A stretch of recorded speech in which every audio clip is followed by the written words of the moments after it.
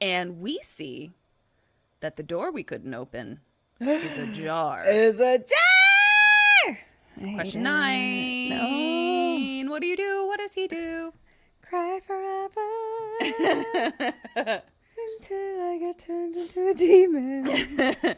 Or maybe the ghost will take pity. Maybe if we should try that. We should just start crying. Just be sad. Just be sad at the demons and ghosts. Because it's so hard to get out of ghost times. Yeah, you know? like you know how a good way to get out of human attacks is to just be like crazier than they are. Yeah. So how do I be ghostier than they are?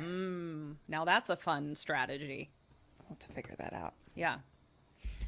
So cut to Michael Shannon in his room with his scary doll.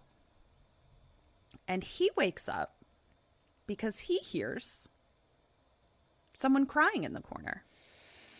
And it appears to be a young girl. This is when I use my crying tactic. I'm more crying than you are. I'm crying more.